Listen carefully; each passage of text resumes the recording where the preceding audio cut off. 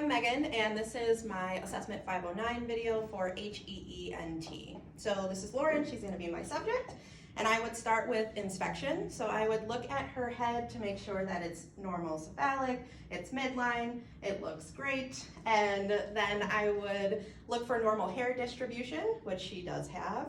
I would look for color, which is appropriate for her, and then she doesn't have any kind of scalp lesions or gross abnormalities that I can see. I would then move on to her face.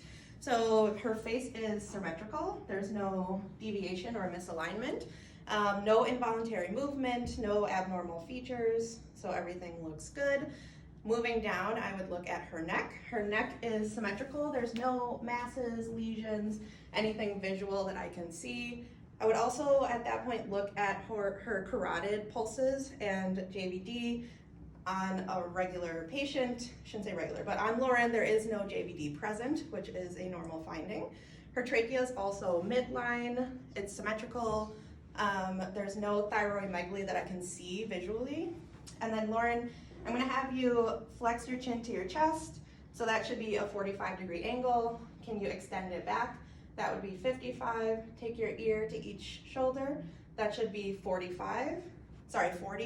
And then if you can look over each shoulder, that should be 70. And then moving right along. So then I would check out her ears. So the ears should be equal in size. The degree from her head to her outer ear should be about 10 degrees. The pinna is within normal limits. There's no lesions, no discoloration. Looking at the external auditory canal, there should also be no inflammation, no exudate. It's pink or appropriate for her skin tone.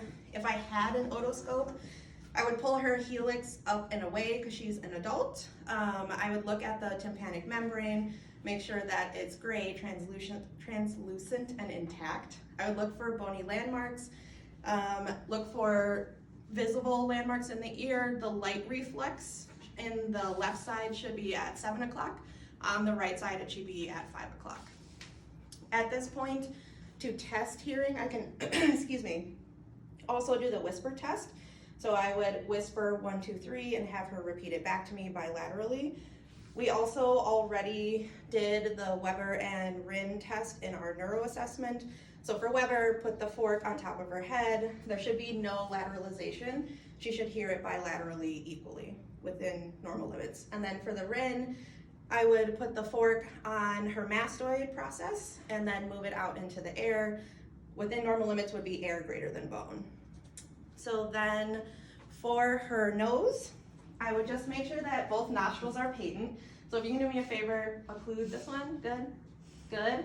And then I would inspect first. So if you could tip your head back for me, just to make sure that her septum is midline and not deviated, her mucous membranes look good, everything is pink, there's no edema or rhinorrhea. I would also look for her turbinates and just make sure that there's no swelling, no abnormalities there. Also, I want to make sure that I'm looking at her throat as well. So lips are pink, there's no lesions. If you could open up for me. Good, so you can inspect the hard and soft palate at this point. Make sure that there's nothing going on in there. Her mucosa is pink and moist. I wanna make sure that her gingiva is also pink. There's no hyperplasia. I would, at that point, look at her teeth. They're very straight and beautiful. I would count her teeth starting at the top right, moving around the front, come down and move to the back, and then just make sure that I document that. What else?